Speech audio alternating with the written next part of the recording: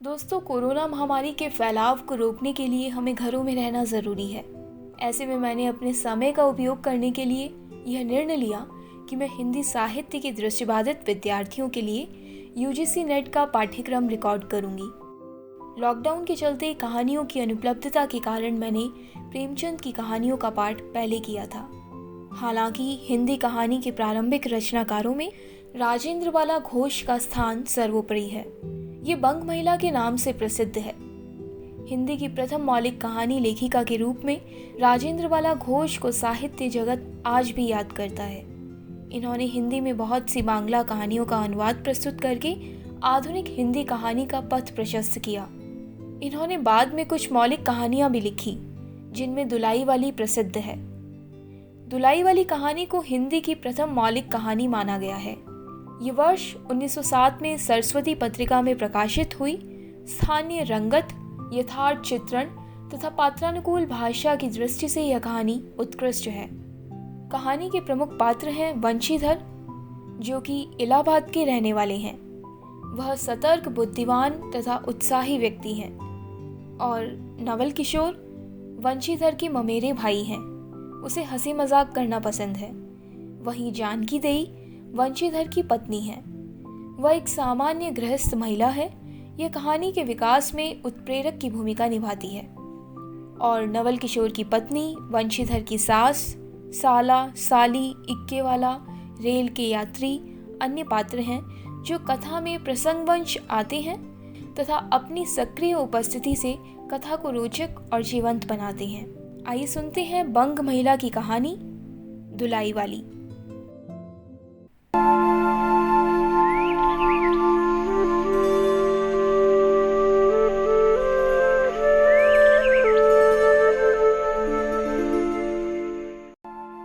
काशी जी के दशाश्वमेध घाट पर स्नान करके एक मनुष्य बड़ी व्याग्रता के साथ गोदोलियों की तरफ आ रहा था।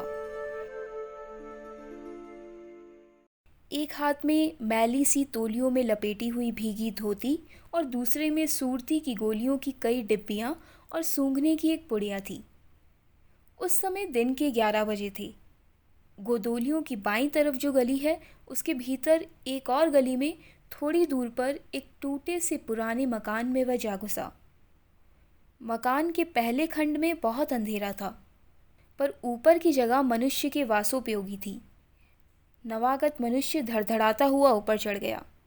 वहां एक कोठरी में उसने हाथ की चीजें रख दी और सीता सीता कहकर पुकारने लगा। क्या है? कहती हुई एक 10 बरस की बालिका आ खड़ी हुई। तब उस पुरुष ने कहा, सीता, जरा अपनी बहन को बुला ला। अच्छा, कहकर सीता गई और कुछ देर में नवीना स्त्री आकर उपस्थित हुई। उसे देखते ही पुरुष ने कहा, लो, हम लोगों को तो आज ही जाना होगा। इस बात को सुनकर स्त्री कुछ आश्चर्ययुक्त होकर झुंझलाकर बोली, आज ही जाना होगा? यह क्यों? भला आज कैसे जाना हो सकेगा? ऐसा ही था तो सवेरे भैया से कह देते। तुम तो जानते हो कि मुंह से कह दिया तो बस छुट्टी हुई। लड़की कभी विदा की होती तो मालूम पड़ता। आज तो किसी सूरत में जाना नहीं हो सकता। तुम आज कहती हो हमें तो अभी जाना है। बात यह है कि आज ही नवल किशोर कलकत्ते से आ रहे हैं। आगरे से अपनी नई बहू को भी साथ ला रहे हैं। सो उन्होंने हमें आज ही जाने के लिए इसरार किया है।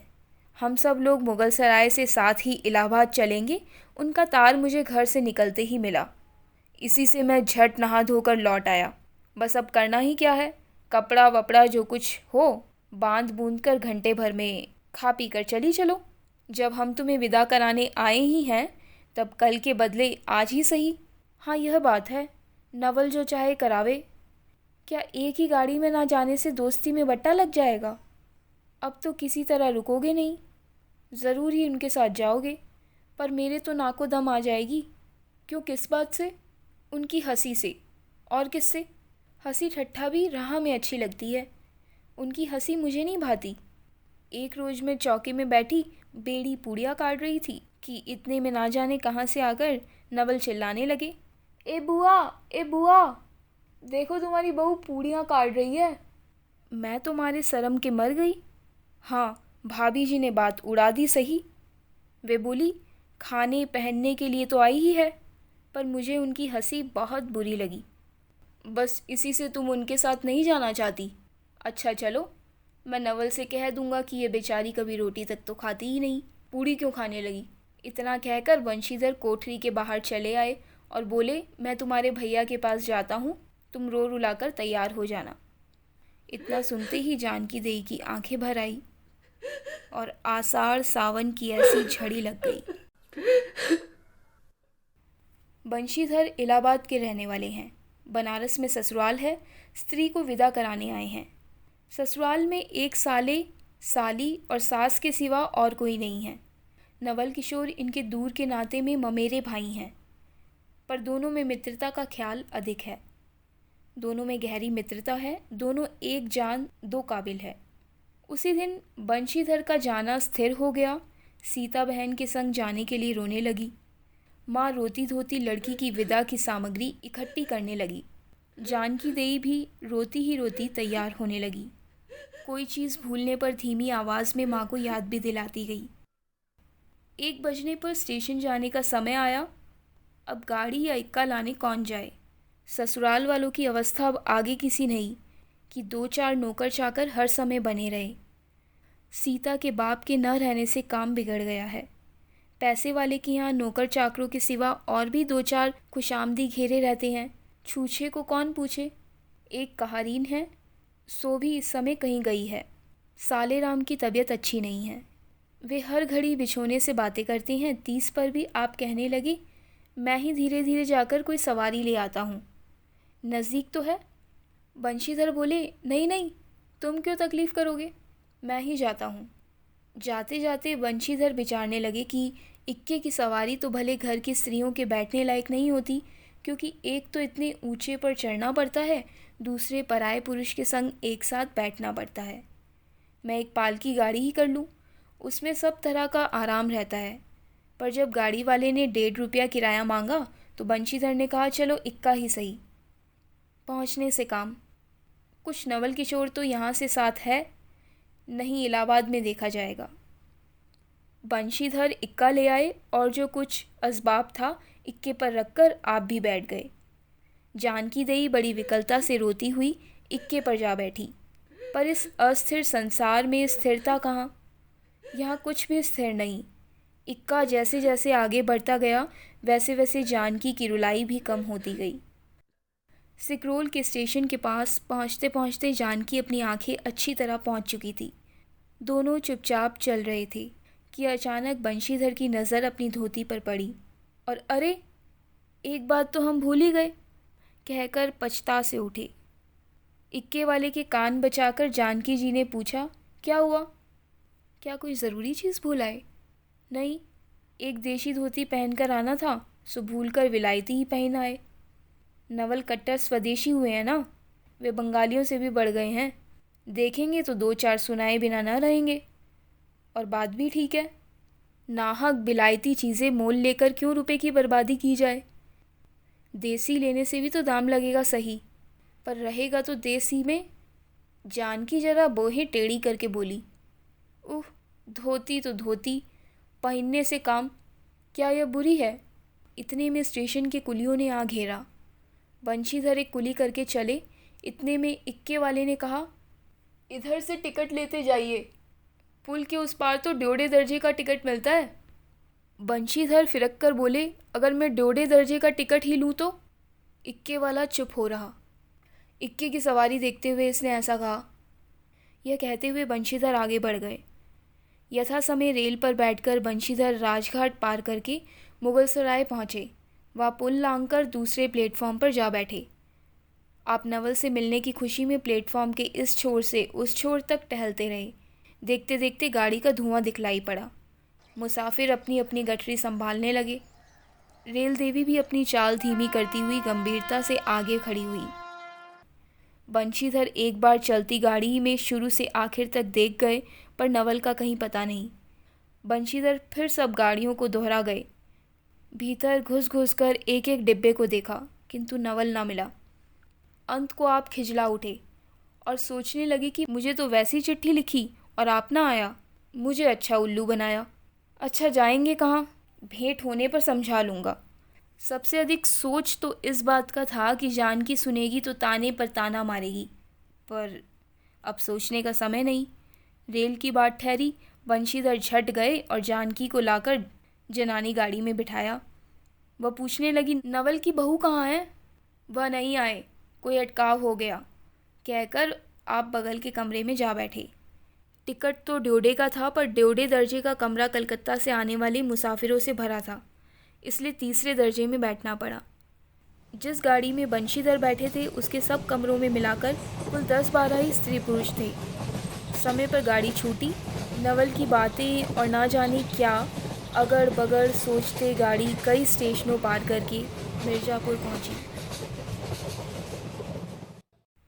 मिर्ज़ापुर में पेटराम की शिकायत शुरू हुई। उसने सुझाया कि इलाहाबाद पहुंचने में अभी देरी है। चलने के झंझट में अच्छी तरह उसकी पूजा किए बिना ही बंशीधर ने बनारस छोड़ा था, इसलिए आप झट प्लेटफॉर्म पर उतरे और पानी के बम्बे से हाथ मुंह धोकर एक खोचे वाले से थोड़ी सी ताज़ी पूड़ियाँ और मिठाई लेकर निराले ही बैठे आपने उन्हें ठिकाने पहुंचाया। पीछे से जानकी की सुध आई। सोचा कि पहले पूछ ले, तब कुछ मोल लेंगे, क्योंकि स्त्रियां नटखट होती है, वे रेल पर खाना पसंद नहीं करती। पूछने पर वही बात हुई। तब बंशीधर लौटकर अपने कमरे में आ बैठे। यदि वे चाहते तो इस समय ड्योढ़ी में बैठ जाते, क्योंकि अब भीड़ कम हो गई थी, पर उन्होंने कहा थोड़ी देर के लिए कौन बखेड़ा खड़ा करे। बंशीधर अपने कमरे में बैठे तो 2-1 मुसाफिर अधिक देख पड़े। आगे वालों में से एक उतर भी गया था। जो लोग थे सब तीसरे दर्जे के योग्य जान पड़ते थे। अधिक सभ्य कोई थे तो बंशीधर ही थे। उनके कमरे के पास वाले कमरे में एक भले घर की स्त्री बैठी थी। वह बेचारी सिर से पैर तक ओढ़े, सिर झुकाए, एक हाथ लंबा घूंघट काढ़े, कपड़े की गठरी सी बनी बैठी थी। बंशीधर ने सोचा, इनके साथ वाले भद्र पुरुष के आने पर उनके साथ बातचीत करके समय बितावेंगे। 1-2 करके तीसरी घंटी बजी। तब वह स्त्री कुछ अचकाकर थोड़ा सा मुंह खोल जंगले के बाहर देखने लगी। जो ही गाड़ी छूटी वह मानो कांप सी उठी। रेल का देना लेना तो हो ही गया था, अब उसको किसी की क्या परवाह। वह अपनी स्वाभाविक गति से चलने लगी। प्लेटफॉर्म पर भीड़ भी ना थी, केवल 2-4 आदमी रेल की अंतिम विदाई तक खड़े थे। जब तक स्टेशन दिखलाई दिया तब तक वह बेचारी बाहर ही देखती रही, फिर अस्पष्ट स्वर में रोने लगी। उस कमरे में 3-4 प्रौढ़ ग्रामीण स्त्रियां भी थीं। एक जो उसके पास ही थी कहने लगी, अरे इनके मनई तो ना ही आई लेन, वो देखो रोवल कर थईन। दूसरी, अरे दूसरी गाड़ी में बैठा होइए। पहली, दूर बोहरी ई जनानी गाड़ी थेड़े है। दूसरी, तऊ हो भलू तो कहू, कहकर दूसरी भद्र महिला से पूछने लगी, कौन गाँव उतरबू बेटा? मिर्जेपुरा चढ़ी हूँ ना। इसके जवाब में उसने जो कहा सो वह ना सुन सकी। तब पहली बोली, हट, हम पूछी लाना, हम कहाँ कहाँ उतरबू हो, आए इलाहाबाद। दूसरी, इलाहाबाद कौन गाँव हो गोइया? पहली, अरे ना ही जनलू, प्याग जी, जहाँ मनई मकर नहाए जाला। दूसरी, भला प्याग जी काहे ना जानित, ले कहे के नाही तोहरे पंच के धर्म से 4 दाई नहाए चुकी है। ऐसो हो सोमवारी आउर गहन दक्का दक्का लाग रहा तो उन तोहरे काशी जी नहाए गई रहे। पहली, आवे जाए के तो सब औते जाते बटले बाटेन, फुन यह साइड तो बेचारो विपत में ना पड़ल बटीली। हे हम पंचा हई राजघाट टिकस कटौली, मोंगल के सराय उतरली, हो द पुन चढ़ली। दूसरी, ऐसे कई दाई हम आवत रहे, एक मिली और मोरे संगे रही, दकोने टिसनिया पर उकर मलकिवा उतरे से की जुरतिये गाड़ियाँ खुली। अब भैया उगरा फाड़ फाड़ नारियान ए साहब गाड़ियाँ खड़ी कर, ए साहेब गाड़ियाँ तनी खड़ी कर, भला गाड़ियाँ दहिनाती काहे के खड़ी होए। पहली, ऊ मेहर हुआ बड़ी अजबक रहल, भला केहू के चिल्लाए से रेलुओ कहूँ खड़ी होला। इसकी इस बात पर कुल कमरे वाले हंस पड़े। अब जितने पुरुष स्त्रियां थी, एक से एक अनोखी बातें कहकर अपने अपने तजुर्बे बयान करने लगी। बीच बचाव में उस अकेली अबला की स्थिति पर भी दुख प्रकट करती जाती थी।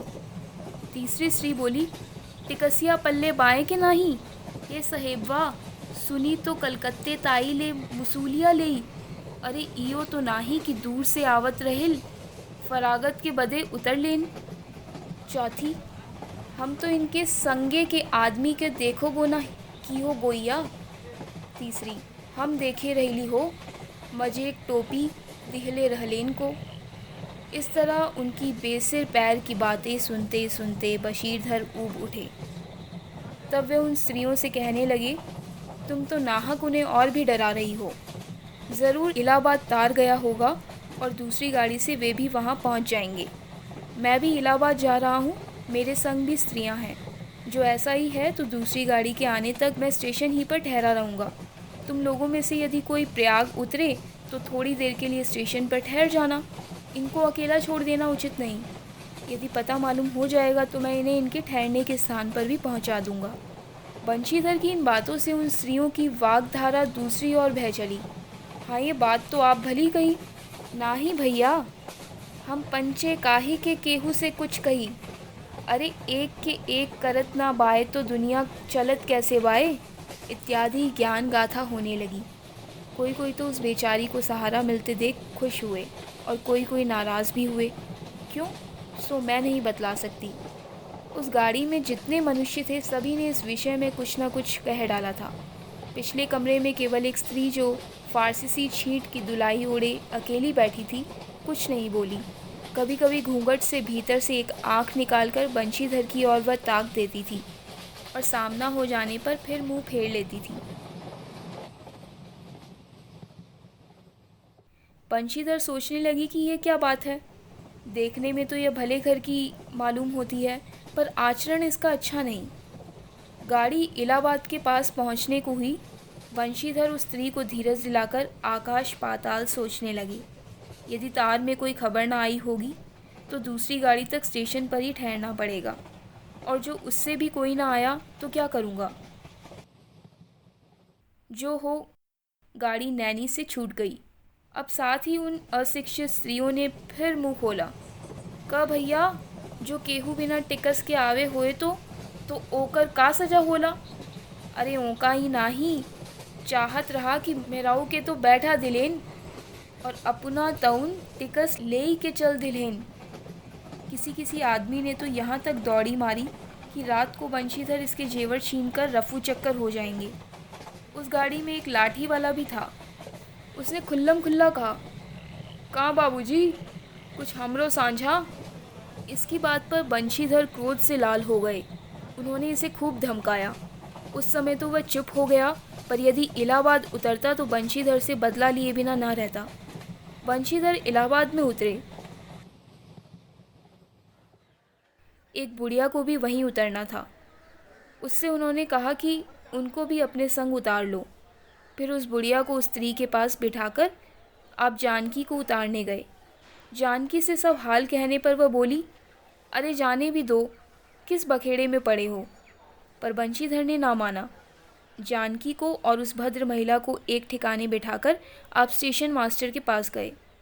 बंशीधर के जाते ही वह बुढ़िया जिसे उन्होंने रखवाली के लिए रख छोड़ा था, किसी बहाने से भाग गई। अब तो बंशीधर बड़े असमंजस में पड़े। टिकट के लिए बखेड़ा होगा, क्योंकि वह स्त्री बेटिकट है। लौट कर आए, किसी को ना पाया। अरे ये सब कहाँ गई, यह कहकर चारों तरफ देखने लगी। कहीं पता नहीं। इस पर बंशीधर घबराए। आज कैसी बुरी साइत में घर से निकले कि एक के बाद एक दूसरी आफत में फंसते चले आ रहे हैं। इतने में अपने सामने उस दुलाई वाली को आते देखा। तू ही उन स्त्रियों को कहीं ले गई है, इतना कहना था कि दुलाई वाले से मुंह खोलकर नवल किशोर खिलखिला उठे। अरे ये क्या, सब तुम्हारी ही करतूत है। अब मैं समझ गया। कैसा गजब तुमने किया है। ऐसी हंसी मुझे नहीं अच्छी लगती। मालूम होता है कि वह तुम्हारी ही बहू थी। अच्छा, तो वे गई कहाँ? वे लोग तो पालकी गाड़ी में बैठी हैं, तुम भी चलो। नहीं, मैं सब हाल सुन लूँगा तब चलूँगा। हाँ, यह तो कहीं तुम मिर्ज़ापुर में कहाँ से आ निकले? मिर्ज़ापुर नहीं, मैं तो कलकत्ते से, बल्कि मुग़ल सराय से तुम्हारे साथ चल रहा हूँ। तुम जब मुग़ल सराय में मेरे लिए चक्कर लगाते थे तब मैं ड्योढ़े दर्जे में ऊपर वाले बेंच पर लेटे तुम्हारा तमाशा देख रहा था। फिर मिर्ज़ापुर में जब तुम पेट के धंधे में लगे थे मैं तुम्हारे पास से निकल गया, पर तुमने ना देखा। मैं तुम्हारी गाड़ी में जा बैठा, सोचा कि तुम्हारे आने पर प्रकट होऊंगा। फिर थोड़ा और देख लें, करते करते यहाँ तक नौबत पहुँची। अच्छा अब चलो, जो हुआ उसे माफ़ करो। यह सुन बंशीधर प्रसन्न हो गए। दोनों मित्रों में बड़े प्रेम से बातचीत होने लगी। बंशीधर बोले, मेरे ऊपर जो कुछ बीती सो बीती, पर वह बेचारी जो तुम्हारे से गुणवान के संग पहली ही बार में रेल से आ रही थी, बहुत तंग हुई। उसे तो तुमने नाहक रुलाया, बहुत ही डर गई थी। नहीं जी, डर किस बात का था, हम तुम दोनों गाड़ी में ना थे। हाँ, पर यदि मैं स्टेशन मास्टर से इत्तला कर देता तो बखेड़ा खड़ा हो जाता ना। अरे तो क्या, मैं मर थोड़ी गया था, 4 हाथ की दुलाई की बिसात ही कितनी। इसी तरह बातचीत करते दोनों गाड़ी के पास आए। देखा तो दोनों मित्र बंधुओं में खूब हंसी हो रही है। जानकी कह रही थी, अरे तुम क्या जानो, इन लोगों की हंसी ऐसी ही होती है। हंसी में किसी के प्राण भी निकल जाएं तो भी इन्हें दया ना आवे। खैर, दोनों मित्र अपनी अपनी घरवाली को लेकर राजी खुशी घर पहुँचे और मुझे भी उनकी ये राम कहानी लिखने से छुट्टी मिली।